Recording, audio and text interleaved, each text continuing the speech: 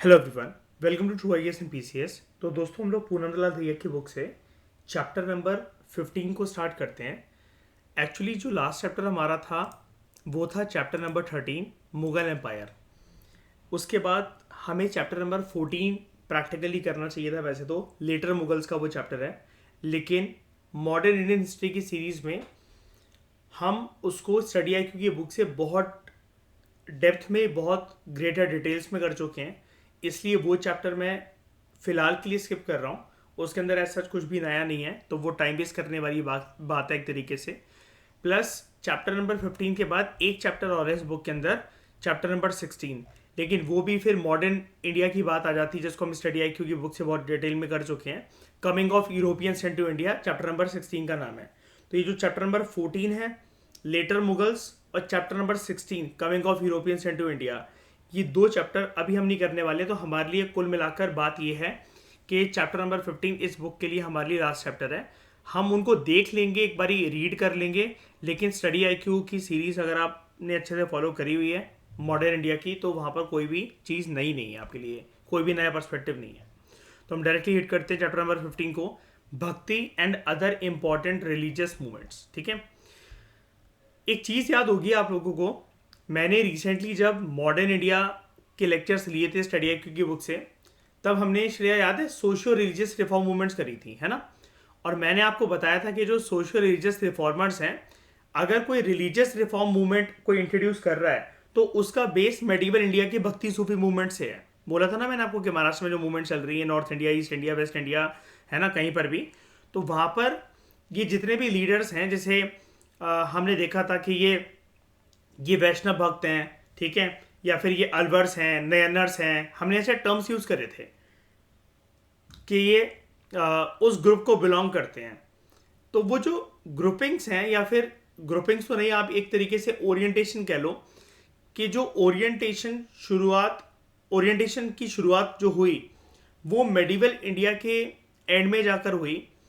मतलब middle of the medieval India to end of the medieval India, जब religious movements के तौर पर आती हैं bhakti Sufi movements, apart from it और भी सोशियो रिलीजियस रिफॉर्म मूवमेंट्स, या फिर आप सिर्फ इनको रिलीजियस मूवमेंट्स भी कह सकते हो। लेकिन रिलीजन के साथ यहाँ पर जो रिफॉर्मर्स हैं वो सोसाइटी के स्ट्रक्चर को, या सोसाइटी में जो भी बुरी चीज़ें चल रही हैं उनको भी रिफॉर्म करने की बात करेंगे।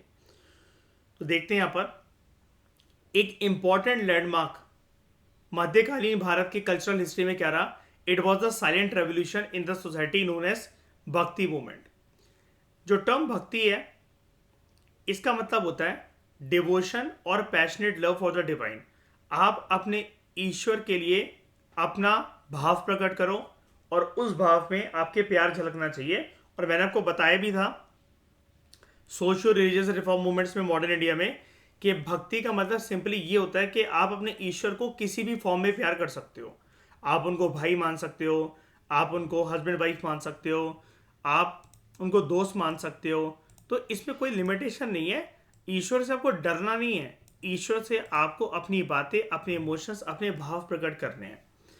लेकिन भक्ति वर्ड का मीनिंग भी ना वक्त के साथ साथ बदलता हुआ है, और भक्ति का कंसेप्ट भी उसके साथ साथ बदलते वक्त और बदलते ज़माने के साथ चेंज होता रहा है। अलग अलग लोगों के लिए अलग अलग मतलब निकल कर आए हैं भक्ति के।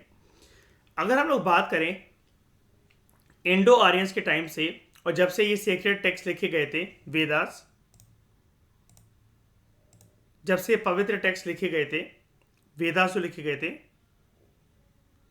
The meaning of bhakti as a tradition it has varied. मतलब भक्ति एक ट्रेडिशन के तौर पर इमर्स तो हुआ, लेकिन वो तब से लेकर मध्यकालीन भारत तक उसका मीनिंग चेंज होता हुआ है।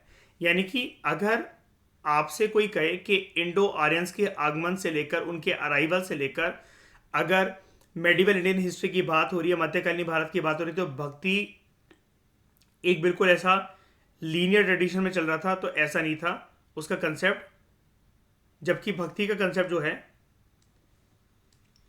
वो अलग अलग फेजेस में चेंज होता हुआ है, like this, in the form of waves. It was not a linear tradition, not a linear movement. हम प्राचीन भारत में अगर जाएं वैदिक टाइम पीरियड पर, तो वैदिक पीरियड में यहां पर टोटल फोकस करा जाता था ऑन द इमेज ऑफ या on the idol of the rishi और the seer, a visionary figure who was able to communicate with and about the various gods of the Vedic pantheon through a complex system of rituals. आपको भी पता है कि यहाँ पर जो है हम लोग पुरोहित को बहुत ज़्यादा इंपॉर्टेंस देते थे, ऋषि मुनि को बहुत ज़्यादा इंपॉर्टेंस देते थे, और लोग ये मानते थे हम अभी इतने उच्च लेवल के है ही नहीं और शायद से इस जन्म में हो भी नहीं पाएंगे कि भगवान से हम कम्युनिकेट कर सकें। ये तो हमारा जो कम्युनिकेशन है ये इन ऋषि मुनियों की वजह से संभव है, ये इन साधु संत की वजह से संभव है, ये इन पुरोहित की वजह से संभव है, जो कि भगवान के साथ हमारे विचारों को, हमारी बातों को, हमारी चीज़ों को कम्युनिकेट करते हैं, हमारे विचारों का भगवान के साथ आदान प्रदान जो करते हैं, और खुद का भी, वो एक साधु संत महात्मा ऋषि मुनि ही कर सकते हैं। ठीक है, और सिर्फ एक गॉड नहीं, वैदिक पैंथियन का ये मतलब है, ये जो वर्ड है पैंथियन मतलब range of gods and goddesses जो कि प्रोमिनेंट थे अलग अलग वैदिक पीरियड टाइम पीरियड पर। आपको पता है ना, अर्ली वैदिक टाइम पीरियड में और लेटर वैदिक टाइम पीरियड में गॉड्स की प्रोमिनेंस बदलती गई है। शुरू में याद है श्रेया, अग्नि, इंद्र और सोम, और बाद में ब्रह्मा विष्णु महेश, इन्होंने जगह ऑक्यूपाई कर ली थी, है ना। तो मोक्ष जो है, ऐसा माना जाता था वैदिक टाइम पीरियड पर, मोक्ष could be attain through the precise performance of these rituals. ठीक है, अगर आप ये मतलब कोई भी रिचुअल्स अगर आप ये फॉलो कर रहे हो एक साधु संत महात्मा पंडित पुजारी ऋषि मुनि के कहने पर, फिर चाहे वो किसी जानवर की बलि देना हो या अश्वमेध यज्ञ हो, या फिर आप अगर बात मान लो हवन करवाने की प्रक्रिया, या जो भी चीज़ें हैं, तो इससे मोक्ष की प्राप्ति हो सकती है। तो उस टाइम पर इसको भक्ति माना जाता था। लेकिन हाँ, इस टाइम पर इसको भक्ति माना जाता था, लेकिन ये एक भक्ति मूवमेंट की ट्रू डिपिक्शन नहीं थी। क्यों? वो भक्ति किस काम की भक्ति जिससे काफी सारे लोग वंचित रह जाएं। अब मुझे एक बात बताओ, वैदिक टाइम पीरियड पर आपने क्या पढ़ा था मेरे साथ? वैदिक और वैदिक टाइम पीरियड पर हर कोई पर्सन ये रिचुअल्स वगैरह करवाना अफोर्ड कर सकता था क्या? वहीं से तो कंसेप्ट शुरू होता है ना कि कुछ लोग हमारे सोसाइटी में marginalise section of the society की तरह जीवन बिताते हैं, लाइक औरतें या फिर शूद्र और अनटचेबल्स, है ना। तो अगर कोई पर्सन जिसको पता भी नहीं है उसको कहाँ पैदा होना है, और जमाना उसको ये कोस रहा है कि तुम अनटचेबल हो, तुम शूद्र हो, तुम वर्ण सिस्टम में सबसे कम पर आते हो, सबसे नीचे लेटर पर आते हो, तुम एक औरत हो, तो वो भगवान के साथ, अपने ईश्वर के साथ कोई प्यार भावना व्यक्त नहीं कर सकता। वो पर्सन बताओ कर सकता है कि नहीं कर सकता है? तो यहां पर जो भक्ति मूवमेंट है ना, वो पार्शली ठीक थी, कुछ लोगों के लिए फेवर में और कुछ लोगों के लिए डिसफेवर में। जब मध्यकालीन भारत में भक्ति सूफी संत इमर्ज होकर आएंगे, याद रखना वैसे तो हम लोग जो है सिखिज्म भी यहां पर इमर्ज होगा, सब कुछ होगा जर्नल, लेकिन हम जो बात करते हैं, क्योंकि 95% जो एरा जो गया है वो गया है भक्ति सूफी ट्रेडिशन में, है ना। तो ये जो टाइम पीरियड था, इस टाइम पीरियड में ये माना जाएगा कि हर किसी को अपने ईश्वर की आराधना करने का अधिकार है, भक्ति भाव प्रकट करने का अधिकार है सबको, और किसको कैसे करनी है पर्सन खुद डिसाइड कर सकता है। आपको किसी भी पंडित पुजारी या पुरोहित के माध्यम की जरूरत नहीं है ईश्वर के साथ संबंध बनाने के लिए किसी भी प्रकार का। जैसा कि मैंने आपको बताया, आप चाहो तो उनको सिर्फ एक ईश्वर मान सकते हो, दोस्त मान सकते हो, भाई बहन मान सकते हो, हस्बैंड वाइफ मान सकते हो, और कोई भी इस प्रक्रिया से वंचित नहीं रहेगा कि हम वर्ण सिस्टम में सबसे कम पर आते हैं या फिर हम सोसाइटी हमें अनटचेबल बोलती है।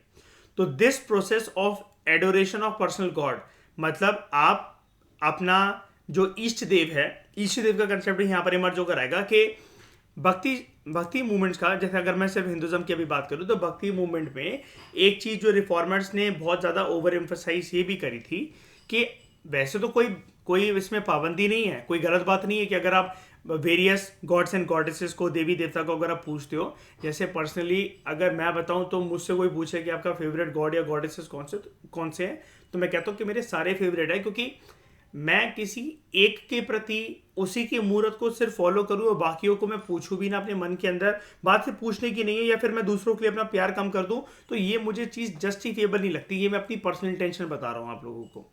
सिमिलरली मतलब ऐसा भक्ति मूवमेंट के टाइम पर एक प्रश्न बोला गया था कि वैसे तो आप सारे गॉड्स की आराधना कर सकते हो और कोई पाबंदी नहीं है कि आप कोई भी वर्ण सिस्टम से हो, आप औरत हो, आप कुछ भी हो, आप मतलब आप अपने किसी भी देवी देवता की आराधना आपको करनी है, आप कर सकते हो, लेकिन आप ना अपना एक इष्ट देव जरूर बनाओ, एक अपना फेवरेट गॉड जरूर बनाओ। वो सिर्फ एक ही होगा जिससे आप अपनी बातें कह सको और बाकी देवी देवताओं की मूरत सीरत उस एक देवता में, देवी में ढूंढने की कोशिश करो। इसका एग्जाम्पल देता हूं मैं। मीराबाई, मीराबाई क्या कृष्ण जी के अलावा बाकी देवी देवताओं से चिढ़ती थी क्या? वो डिसरिस्पेक्ट करती थी क्या? बताओ। जोधा क्या कृष्ण के अलावा किसी और मंदिर कभी नहीं जाती होगी क्या? अकबर की वाइफ की बात कर रहा हूं मैं। उसने कान्हा जी का मंदिर बनवाने को बोला तो यानी कि वो हनुमान जी का कभी कोई पाठ होता होगा उसके घर में, जब वो वापस अम्बेर जाती होगी तो क्या वहां पर बैठती नहीं होगी? या दुर्गा माँ से या नवरात्रों पे नफरत करती होगी क्या? ऐसा था? ऐसा कोई नहीं करता है, ऐसा नहीं होता है। लेकिन इष्ट देव का मतलब क्या होता है? Out of all the gods and goddesses, ये क्या है मयूर? ये मेरे फेवरेट गॉड्स एंड गॉडेसेस हैं। वही तो बनाता ना पर्सन इष्ट देव के। सारी बातें मतलब मुझे इनसे कहनी है, मतलब मैं रिस्पेक्ट सबकी करता हूं, लेकिन मेरा मेरा जो भाव प्रकट होता है वो इन देवता के प्रति प्रकट होता है। तो देखो, this process of adoration of a personal God, एक एक भगवान को रिस्पेक्ट सबकी करो, एक भगवान को अपना इष्ट देव मान लो। Adoration of a personal god, not number of gods and goddesses. ठीक है? It started during the course of 6th century BC। ठीक है? जब से आपको पता है कि अगर आप भक्ति सूफी मूवमेंट कहना चाहो तो चलो ठीक है, सूफी मूवमेंट की बात तो यहाँ पर मध्यकालीन भारत के अंदर ही हो सकती है। लेकिन अगर आप वैदिक एज के बाद आगे बढ़ना चाहते हो, भक्ति ट्रेडिशन को आगे मतलब आगे लेकर जाना चाहते हो, तो 6th century BC जब से बुद्धिज्म और जैनिज्म शुरू हुआ, वो भी एक प्रकार का एक भक्ति मूवमेंट ही था। एंड देवर हिटोडॉक्स मूवमेंट्स, बिकॉज यहाँ पर जो अभी तक औरतों को, अनटचेबल क्लासेस को या फिर शूद्रों को जो एक्सेस नहीं करने दिया जाता था, हिंदुज्म को, गॉड्स एंड गॉडेसेस को, रिचुअल्स को, इन सबको, तो इनके फोल्ड में आके बुद्धिज्म एंड जैनिज्म के साथ इंटरेक्ट करते हुए उन्होंने एक होप ढूंढी, एक उम्मीद ढूंढने की कोशिश करी यहाँ पर। For example, under Mahayana Buddhism, Buddha की जो भक्ति थी, it started in his Avalokita avatar, gracious form. Worship of Vishnu इस टाइम पर स्टार्ट हो चुकी थी, which was popularise to a great extent by Gupta kings. ठीक है? Who supported the pantheon, the range of gods like Vishnu, who was regarded as the cosmic king, Shiva, the great yogi and ascetic, and his feminine counterpart Shakti, that is Parvati, Durga, divine energy. Through the worship of divine images like पूजा पाठ प्रक्रिया, पुराण को पढ़ना, which contains mythological compositions about God like Garuda पुराण, विष्णु पुराण, शिव पुराण, शिव महापुराण। ये सारे पुराण की books के नाम हमने पढ़े हैं वैदिक एंड लेटर वैदिक एज वाले चैप्टर के अंदर। गुप्ता राजा जो थे, उन्होंने मंदिर की भी स्थापना करवाई, which is dedicated to these gods, and they supported and patronise the various devotional groups. और सिर्फ गुप्ता राजाओं की बात नहीं है, इससे पहले आप जानते हो कि अगर यहाँ पर हम लोग बात करें कि, अच्छा एक बात बताओ, आप लोग क्या बुद्धिज्म जैनिज्म को भक्ति मूवमेंट कह सकते हो? बिल्कुल कह सकते हो यार, उसमें क्या दिक्कत है? अगर लोग उसमें उम्मीद ढूंढ रहे हैं, हर मतलब गौतम बुद्ध और वर्धमान महावीर खुद अपने आप से मना कर रहे हैं कि हमें भगवान के तौर पर ना मानो। आगे चलकर नहीं माना क्या लोगों ने? बताओ, बुद्धिज्म जैनिज्म को, गौतम बुद्ध को। डिबेट और सबसे बड़ा जो क्लैश का और नए स्कूल ऑफ थॉट का बनने का जो कारण था विद इन बुद्धिज्म, ये जो हीनायान, महायान और जो वज्रयान बना, वो तो यही थे ना कि हम लोग बुद्धा को डीटी की तरह वर्शिप करना चाहते नहीं करना चाहते हैं। अब लोगों का पर्सनल भाव अगर प्रकट हो रहा है और वो बुद्धा को एक भक्ति भाव के रूप से अगर एक ईश्वर की तरह अपने देखना चाह रहे हैं, जबकि वो बोलते हैं कि मैंने बताया था आपको कि उनका ये मानना था नए स्कूल का कि भगवान अपने मुंह से थोड़ी ना बोलेगा कि यार हम भगवान हैं और हमारी आराधना स्टार्ट करो पूजा पाठ मंदिर वगैरह बनवा कर। लेकिन मुझे एक बार बताओ, जैसे दिलवाड़ा जैन टेम्पल माउंट आबू के अंदर और बुद्धा की वेरियस इमेजेस वगैरह बनना और मूर्ति पूजन, उनकी पूजा स्टार्ट होना, नहीं है ये भक्ति? नहीं है भक्ति, है ना?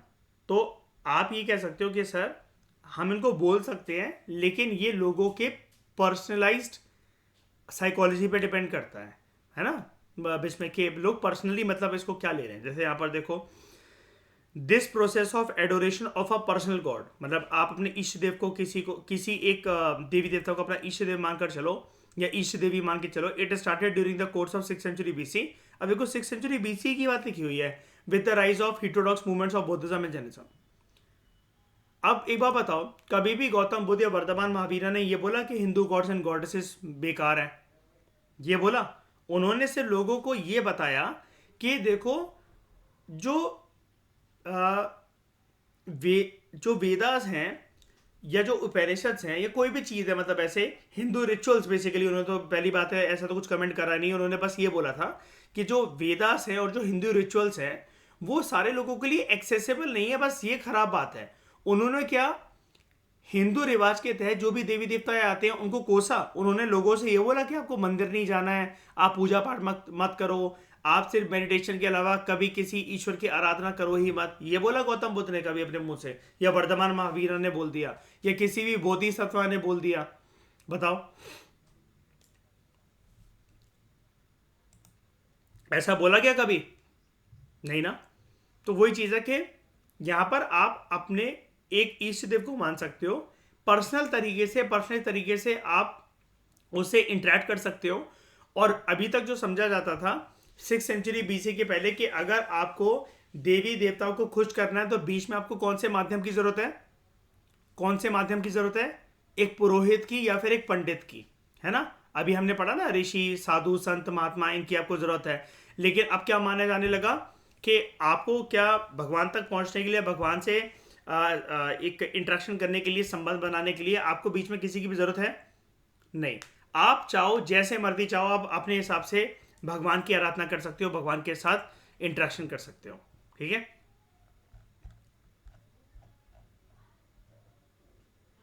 फिर हम बात करते हैं भक्ति मूवमेंट के बारे में दक्षिण भारत में, जिसको हम भक्ति मूवमेंट बोलते हैं। इसका रूट जो है वो हमें दक्षिण भारत में देखने को मिलता है 7th and 12th century C में, ईडी में, प्रॉपर तरीके से। मतलब वो ये कह रहा है कि आपने जान लिया कि भक्ति मूवमेंट की जो नींव है वो एकदम से मध्यकालीन भारत का पार्ट नहीं है, वो प्राचीन भारत का एशियंट इंडियन ट्रेडिशन का भी पार्ट है। वो हमें तितर बितर होकर अलग अलग फॉर्म में, अलग अलग जमाने में, अलग अलग सेंचुरीज में एशियंट इंडिया में देखने को मिलता है। लेकिन प्रॉपर तरीके से जिसको आज हम भक्ति मूवमेंट जानते हैं, what is known today as bhakti movement, उसका रूट तो सिर्फ मध्यकालीन भारत है, 7वीं से लेकर 12वीं शताब्दी तक। तो दक्षिण भारत में क्या हुआ था, bhakti it grew from a religious tradition to a popular movement. यहां पर यह माना गया था हर किसी के पास रिलीजियस इक्वालिटी होनी चाहिए और सोशल पार्टिसिपेशन होना चाहिए with respect to the worship of gods and goddesses, with respect to the worship of deities. और बड़े सारे रिचुअल्स में अगर कोई पर्सन पार्टिसिपेट करना चाहता है तो भेदभाव नहीं होना चाहिए। यहां पर जो है bhakti movement, it is characterise by the writings of the poet saints. यहां पर बड़े सारे आपको जो कवि संत हैं, मतलब ऐसे संत जिन्होंने कविताएं भी लिखी, वो पढ़े लिखे संत थे उस जमाने के, और उनकी राइटिंग्स के बेसिस पर लोगों ने ग्रुप्स और जुट बनाना स्टार्ट करे। अब ये कोई एक दूसरे से भेदभाव करने के लिए या फिर अपनी पॉपुलेशन बढ़ाने के लिए फॉलोअर्स की उस तरीके के ग्रुप नहीं थे, लोगों की सिर्फ रिलीजियस ओरिएंटेशन थी। अलग अलग पोएट सेंट्स जो भी यहाँ पर आए वो अपने विचार व्यक्त कर रहे हैं, अपने कुछ स्कूल ऑफ थॉट मतलब वो दे रहे हैं, अपनी कुछ फिलॉसफी दे रहे हैं, लोग उनके साथ एसोसिएट करते जा रहे हैं और उनको ज्वाइन करते चले जा रहे हैं, ठीक है? तो most prominent 2 major school of thought, not school of thought, religious school of thought जो यहाँ पर इमर्ज हुए दक्षिण भारत में, वो थे एक लोग ये मानते थे कि शिवा की भक्ति में ही पूरा का पूरा जीवन का रस छुपा हुआ है। दूसरे वो लोग जो ये मानते थे कि विष्णु ही सत्य हैं, विष्णु की भक्ति से बढ़कर कोई भक्ति नहीं। ठीक है, तो इनको बोला गया शैविज्म वाले भक्त और इनको बोला गया वैष्णविज्म वाले भक्त। शिवा के भक्तों को बोला गया नयनर्स और विष्णु के भक्तों को बोला गया अलवर्स। और आप जानते हो ना, मैंने इसकी ट्रिक आपको बताई थी, आप ए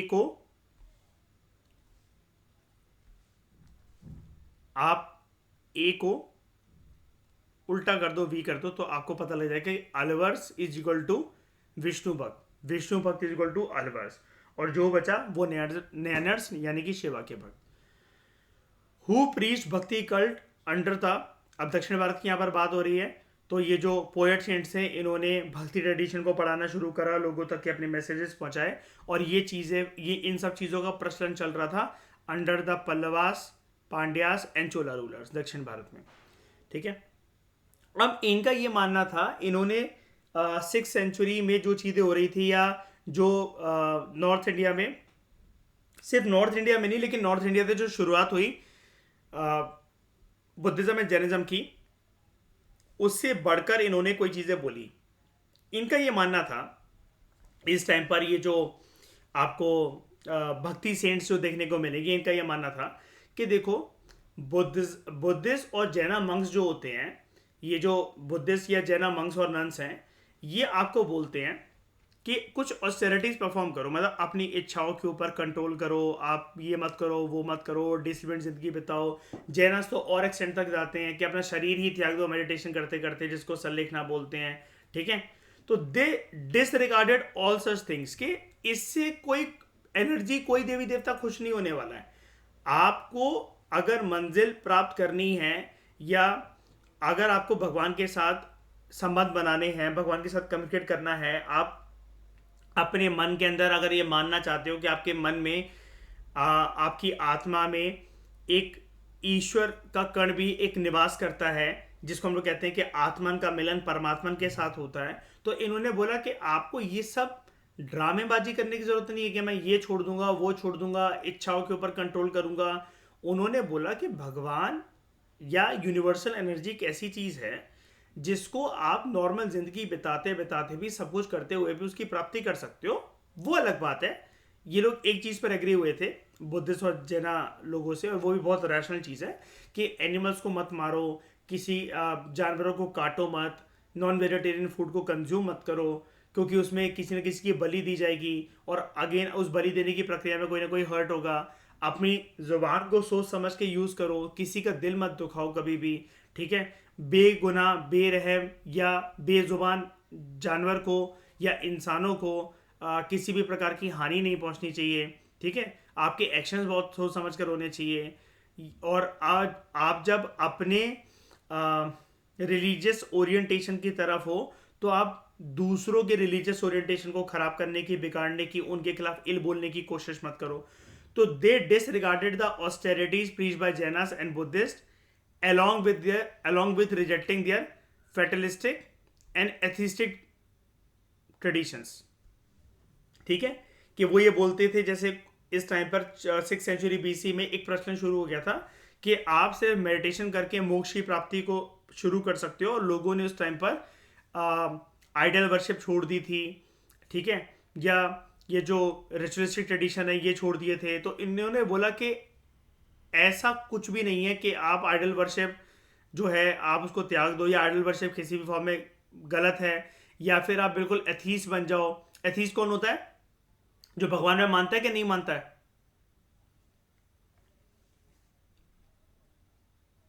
नहीं मानता। ठीक है, तो जो एथिस्टिक ट्रेडिशन है जो यहां पर स्टार्ट हो गए थे, उन्होंने बोला नहीं, we reject all this things and they preached that personal devotion to god was the only means of salvation. अगर आपको मोक्ष की प्राप्ति करनी है तो आपको ईश्वर को तो पूछना पड़ेगा।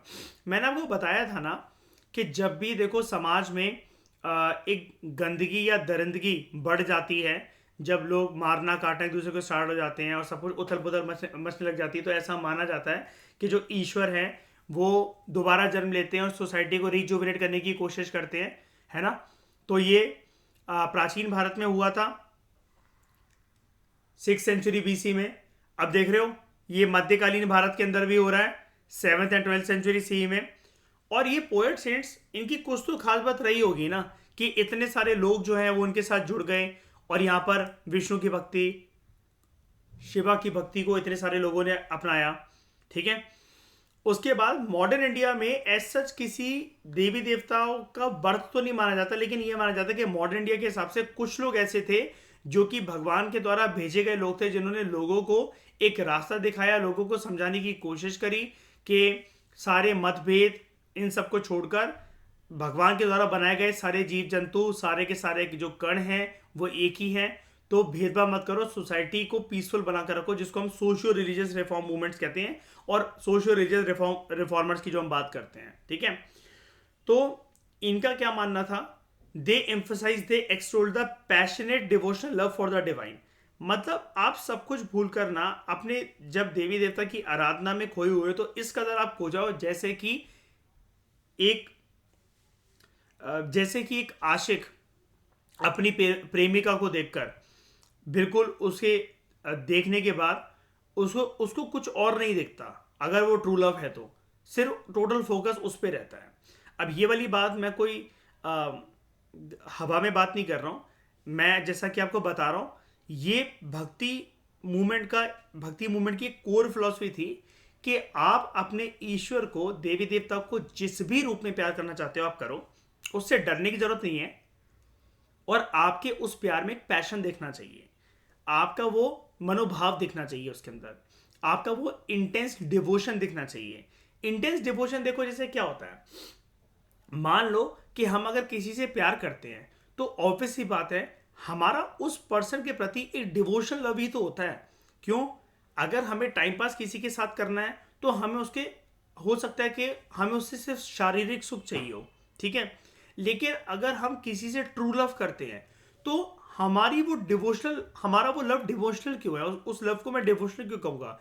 बिकॉज वहाँ पर शरीर को छोड़कर सारी की सारी जो चीज़ें होंगी, उस पर्सन की एक एक सांस का ख्याल मुझे रहेगा और मेरा एक एक सांस का ख्याल उस पर्सन को। तो ये एक प्रकार से जो ये रिस्पेक्ट है, जो एक दूसरे को जो पूछा जा रहा है कि उसके हर्ट होने पर मैं हर्ट हो रहा हूँ, मेरे हर्ट होने पर वो हर्ट हो रही है, तो ये डिवोशनल लव ही तो है। ठीक है, and they stressed on the fact, मतलब अब ये हर्ट होने वाली बात क्यों है, मैं ऐसी ये डीप फिलोसफिकल बातें क्यों कर रहा हूँ? जैसे कि यहाँ पर ना कुछ कुछ सीन्स को भी जब ये जो वैष्णव सेंट्स थे, जब ये एम्फसाइज करने लग गए, मतलब जो अल्बर्ट्स का जो ग्रुप बना, तो वो महाभारत के सीन्स को भी पोर्ट्रे करने की यहाँ पर कोशिश करते थे। जैसे मुझे एक बात बताओ, कभी भी द्रौपदी श्री कृष्ण से डरी क्या? बिल्कुल नहीं डरी। पूरे महाभारत के टाइम पर श्री कृष्ण द्रौपदी को अपनी सखी कहते रहे हैं, अपनी दोस्त कहते रहे हैं, है ना। द्रौपदी ने ना कभी उनकी पूजा आराधना करी, ना कुछ करी। बस जरूरत के वक्त पर जब भी द्रौपदी को जरूरत पड़ती थी, द्रौपदी ये तो जान गई थी आगे चलकर कि ये भगवान हैं जो कि मदद कर रहे हैं मेरे पांचों के पांचों पतियों की, और स्पेशली अर्जुन की। ठीक है, लेकिन जब द्रौपदी का ये वस्त्र हरण होता है, जब उसकी साड़ी भरी महफिल में उतारी जाती है, तो वो गोविंद गोविंद नाम लेकर ही, कृष्ण की भक्ति के अंदर इन्वॉल्व होकर ही भगवान उसके टाइम पर मदद करने आते हैं। अब वो कोई डरती थोड़ी ना थी भगवान से, वो तो उनको अपना दोस्त मानती थी, और जब वो दोस्त मानती थी तो वो दोस्त की फॉर्म में आते हैं तो उनसे वो मिलने। अब जैसे बहुत ज़्यादा इंतज़ार करा गया रुक्मणी के द्वारा। रुक्मणी कृष्ण भक्ति में लीन थी। अब वो भक्ति इन द सेंस के वो उसका प्यार ही था वैसे, कृष्ण जी को हस्बैंड मानने वाला। तो वो दिन रात अपने कमरों में मोर पंख बिछा बिछा कर लगा कर रहती थी और कृष्ण की याद में रोती थी। लेकिन होता क्या, उसके बाद कृष्ण आते हैं, उनकी शादी किसी और से हो रही होती है रुक्मणी की, और उनको छुड़ाकर भगाकर लेकर जाते हैं और उनको अपनी अर्धांगिनी यानी कि अपनी वाइफ बनाते हैं।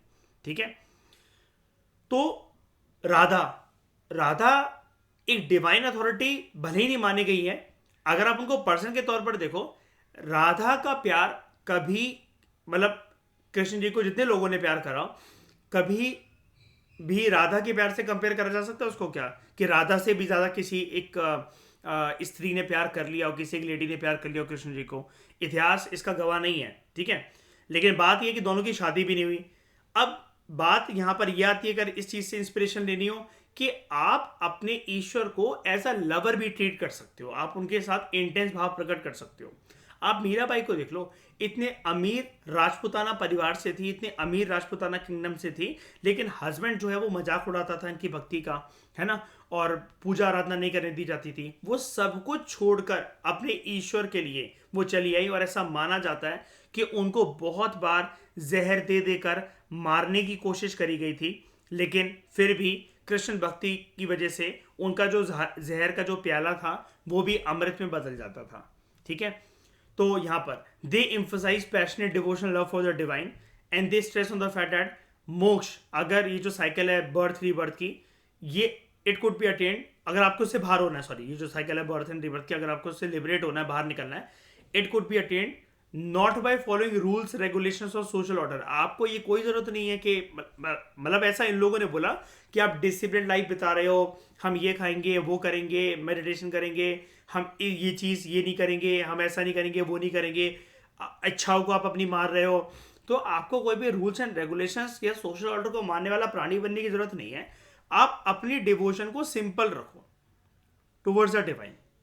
आपको मूर्ति पूजन नहीं करना है, कोई बात नहीं, आप किसी एक प्यासी चिड़िया को एक प्याले में रखकर पानी पिला दो, आप एक गाय को रोटी ही खिला दो, आप चींटियों को चीनी का दाना या आटे का दाना ही डाल दो, आप एक कुत्ते को दूध रोटी डाल दो, बिस्किट डाल दो उसे, वो भी एक प्रकार से आपका एक अच्छा नेचर, अच्छा भाव है, और ईश्वर इस भाव को देखेगा और वो आपको ब्लेसिंग देगा। और यही चीज आप ये कह सकते हो कि मेरी ये सोशल सर्विस ही मेरी एक प्रकार से भक्ति है। मैंने तो क्योंकि देवी देवता को कभी देखा नहीं है, लेकिन मैं कोशिश पूरी ये करता हूं पूरी अपनी दिनचर्या के अंदर, पर्सन अगर मतलब इस टाइम पर ये बोले कि मैं कोशिश हमारी यही रहती है, मैं ये कोशिश करता हूं, ये करती हूं कि हमारी वजह से कोई भी जीव जंतु, कोई भी प्राणी हमें रात को कोसकर या दुखी होकर हमारी वजह से रोकर ना सोए, या हमारे ऊपर पूरी दिनचर्या के ऊपर ये ब्लेम ना लगाओ कि हमने सिर्फ अपने अंदरूनी सुख के लिए, फॉर एग्जाम्पल जबानी टेस्ट के लिए नॉनवेज कंज्यूम कर लिया, किसी की हत्या कर कर हम बड़े मजे से, मतलब नॉनवेज को खाकर, चिकन लॉलीपॉप को खाकर बहुत मजे से सो गए हैं। ठीक है, वो चीज इज अ बिग नो। ठीक है, in your path towards reaching the divine, ऐसा भक्ति संतों का मानना था। मैं सूफी संतों की अभी इसकी बात नहीं कर रहा, वो थोड़ी सी ओरिएंटेशन इस्लाम की तरफ हो जाती है, अभी हम सिर्फ हिंदुज्म की बात कर रहे हैं। ठीक है, लेकिन दोनों को साथ में यूज करा जाता है, भक्ति सूफी मूवमेंट।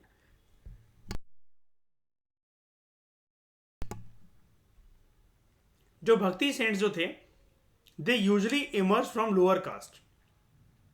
तो ये जानते थे कि जो समाज में जिनको नीची श्रेणी के लोग पर ट्रीट करा जाता है, वर्ण सिस्टम में जिनको सबसे नीचे के तौर पर दर्जा दिया जाता है, उनके लिए जीवन इतना आसान नहीं होता, और शुरू से ही उनको इस भक्ति भाव से या फिर ईश्वर के प्रति आराधना अपनी व्यक्त करने से हमेशा वंचित रखा है समाज ने।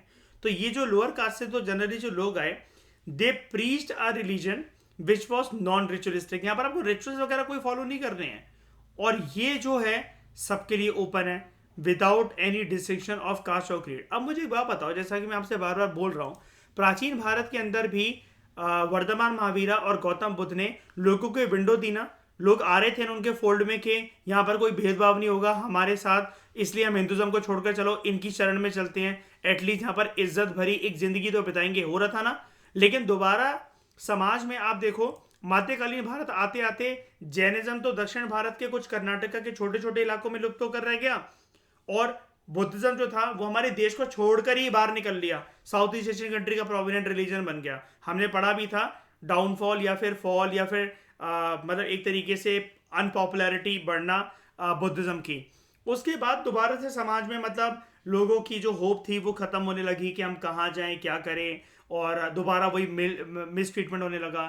स्पेशली इसके पीछे काफ़ी हद तक प्राचीन भारत के अंदर जो एम्पायर्स का टूटा बिखरना जो चल रहा था, और इस्लाम का आना भारत के अंदर, इस्लामिक रूलर्स का आना, नॉट इस्लाम का आना, I am extremely sorry, Islamic rulers का आना, मुसलमान शासन का यहाँ पर शुरू होना, जो कि बहुत ही ज़्यादा अत्याचार जो अत्याचारी माने जाते हैं और अत्याचार के साथ लोगों को ट्रीट करते थे, जिसकी वजह से लोगों को एक होप चाहिए थी। अब वो लोगों को होप यहीं पर 7वीं से लेकर 12वीं शताब्दी के टाइम पर मिलती है, जो कि आपका और एडी है ये, और जो कि आपका पूरा का पूरा जो टाइमलाइन है वो मध्यकालीन भारत का है। ठीक है, तो फिर से देखो, bhakti saints usually emerge from the lower caste, they preach a religion जो कि नॉन रिचुअलिस्टिक हो, ठीक है, सबके लिए ओपन हो, without any distinction of caste और creed, and taught in the local vernacular languages, encouraged women to join in the gatherings। अब ये सारी जो चीजें हैं, लोगों ने दोबारा यहाँ पर प्राचीन भारत के बाद पहली बार कोई ऐसी चीज देखी जिसमें लोग दोबारा ज्वाइन होकर ये देख सकते हैं कि अगर हम किसी भी श्रेणी वर्ण सिस्टम से बिलोंग करते हैं, या फिर अगर हमारे पास समाज में दर्जा अगर हमें अनटचेबल्स का दिया गया है, तो there is a platform, there is a new platform जहां पर जाकर हम अपने भक्ति भाव को या भक्ति आराधना को व्यक्त कर सकते हैं, प्रकट कर सकते हैं। ठीक है, these ideas of bhakti were carried to the north, were carried to the Uttar Bharat by saints as well as by scholars. Again यहाँ पर कुछ साधु संत महात्मा ऋषि जिनको अभी नॉर्मल कोई साधु संत महात्मा ऋषि नहीं थे, ठीक है, जो लुटिया लेकर घूम रहे हैं, साफिया पहनकर घूम रहे हैं, ऐसा कुछ भी नहीं था। ये ऐसे पढ़े लिखे, मैंने आपको बताया, साधु संत महात्मा ये माने जाते थे जिन्होंने डिवोशनल लिटरेचर भी लिखी, और बेसिकली इनको ट्रीट करा जाता है एस मतलब क्या कहते हैं ये, इन्होंने पोएम लिखी, पोएट सेंट्स, इनको पोएट सेंट्स के तौर पर इनको ट्रीट करा जाता है। ठीक है, यहां पर आप देखो, ये रहा वो वर्ड,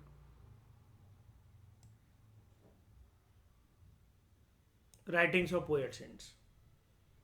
ठीक है, तो इन्होंने बड़ी सारी चीजें भी यहां पर कंपोज करी। Okay,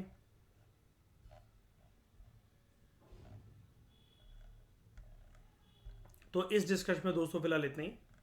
thank you very much for discussion.